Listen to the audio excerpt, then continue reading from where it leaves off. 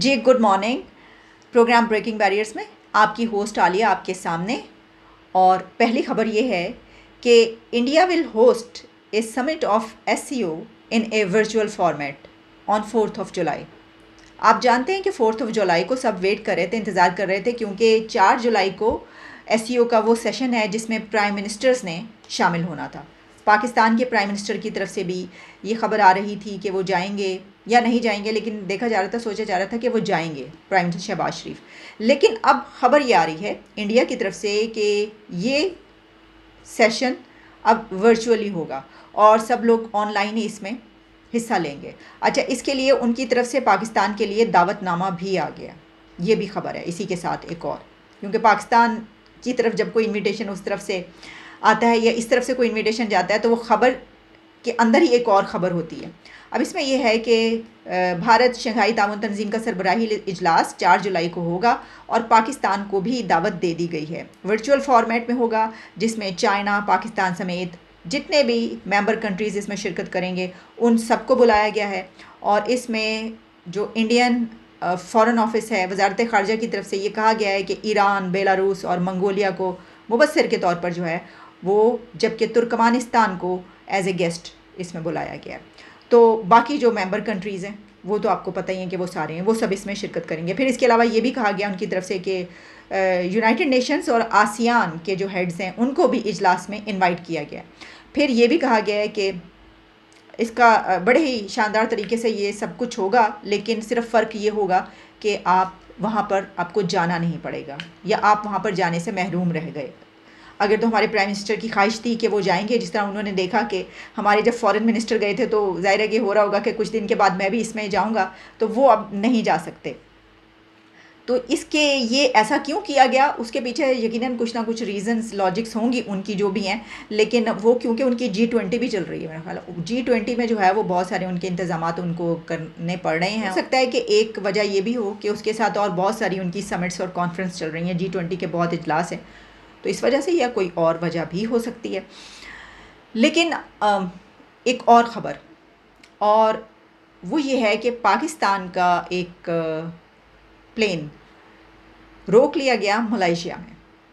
अब ये ख़बर कोई नई नहीं है, यानी 2021 में भी ऐसा हो चुका है। अभी सब इस खबर को इस तरीके से आगे बढ़ा रहे हैं कि ये बहुत बड़ी कोई ख़बर है और पहली मरतबा हुआ, नहीं, हमारे साथ ऐसा होता चला आ रहा है, कई मरतबा हो चुका है। और इसकी वजह ये है कि हमारे पास पैसा नहीं है, पैसा निश्ता। तो जब आपके पास पैसा नहीं होगा तो आपको पता है कि ये जो एयरलाइंस का तरीक़ाकार होता है, ये होता है कि आप पेंडिंग होती हैं पेमेंट्स और आप करते रहते हैं साथ साथ।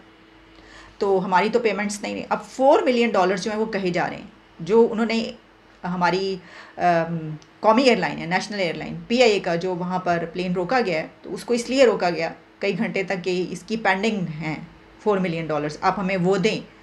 लेकिन हमारे पास पैसा नहीं, तो हम उनको पैसा क्या उसका दिया गया, तो हमने कहा होगा कि भाई हमारे पास तो अभी है नहीं, आपको नहीं पता, हमारा तो IMF का प्लान नहीं हो रहा।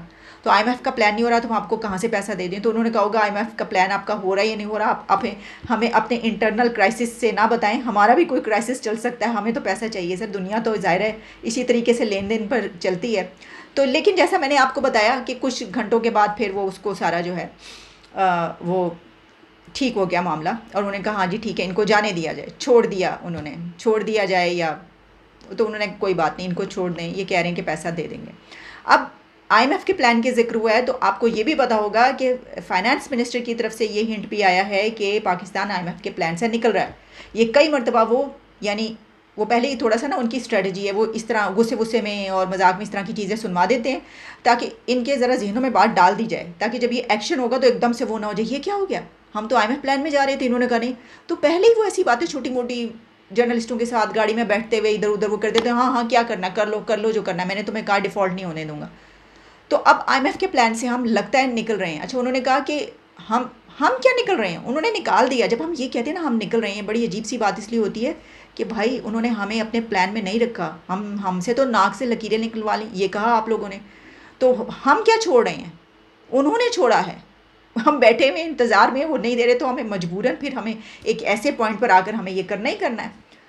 तो फिर वो तैयारे के लिए पैसे जो है वो कहाँ से, हम नहीं, मुझे बताएं। बाकी और भी बहुत सारी ऐसी पेंडिंग पेमेंट्स हैं।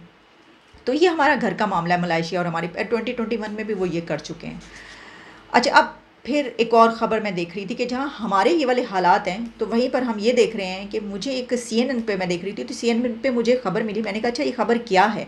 वो ख़बर यानी कुछ दिन पहले की है, इस महीने की शुरू की है, 2 मई में ये ख़बर शाया हुई थी तो CNN पे कि taller than the Eiffel tower, India constructs world's highest railway bridge in Kashmir. दुनिया का सबसे टॉलेस्ट रेलवे ब्रिज इंडिया ने कंस्ट्रक्ट किया है। कहाँ पर? कश्मीर में। India is now home to the world's tallest railway bridge, some 29 metres over 95 feet taller than the Eiffel tower. The Chenab bridge sits 359 metres around 1180 feet above the Chenab river in India's Jammu and Kashmir region. After decades of construction, the bridge in northern India will be open to visitors by the end of December 2023 or January 2024, the Ministry of Railways said in March press release. तो इसमें और भी इसका सारी जो उसकी हैं खुसूसियात वो बताई गई हैं। और इसमें देखें, अब मैंने वैसे शायद नज़र ना पड़ती, लेकिन क्योंकि उनकी जो हेडलाइन है वो ये, क्योंकि अगर तो ये होती ना कि इंडिया में टॉलेस्ट रेलवे ब्रिज कंस्ट्रक्ट हुआ है, तो ये ख़बर शायद इतना ज़्यादा कैची नहीं है या अट्रैक्ट एज सच नहीं करती। जब वो ना टॉलर देन दी आईफल टावर बना कहता है, आईफल टावर से भी ये कौन सा ब्रिज है, देखो तो सही फ़ौरन। तो CNN ने इसीलिए ये वाली ख़बर लगाई। मैंने भी ये देखी, मैंने कहा अच्छा आईफल टावर से, क्योंकि आईफल टावर हम देख चुके हैं। वैसे तो जिन्होंने नहीं देखा उनको भी पता है आईफल टावर का, तो कोई ये लिखेगा तो फौरी तौर पर वो वहाँ पे जाएंगे कि अच्छा ये कहाँ पर कौन सा ब्रिज बना है। तो बताने का मकसद ये है कि वो आईफल टावर से ऊपर हाई फ्लाई कर रहे हैं, इतनी हाइट पर, ठीक है, कि CNN उनको लिख रहा है जी वो फ्रांस से आगे, पेरिस से वो आगे चले गए, तो हमारा मलाइशिया हमारा रोक रहा है तैयारा। तो वो मलाइशिया क्यों नहीं रोकेगा तैयारा? अफ़गानिस्तान से गंदी तो हमारी इकॉनमी है, अफ़गानिस्तान से के रिज़र्व तो हमसे बहुत ज़्यादा है भाई, हमारे तो बहुत कम है। ये सूडान वुडान और ये जो इथोपिया वगैरह, इससे मिला लें आप, तो हमारी जो बड़कियाँ और जो हमारी धमकियाँ और जो हमारे नारे होते हैं, स्लोगन्स होते हैं, वो आसमानों से बातें, ये उनके टावर्स जाते हैं आसमानों तक। हमारे डायलॉग और हमारी क्या कहना चाहिए, जो हम नारे लगाते हैं, वो जाते हैं आसमानों तक। ये फ़र्क है रियलिटी और वर्ल्ड का, जो हमने बनाई हुई है अपने इर्द गिर्द ना। ख्वाबों में तो हम बहुत आईफल टावर क्या चीज़ है, तो ये देख लें। बस मैंने आपके सामने रख दी, खबर थी, मैंने कहा चलिए 3-4 मिली जुली खबरें आपके सामने पेश किए। बस जी यही खबरें थी इस वक्त तक के लिए। दोबारा मुलाकात होती है।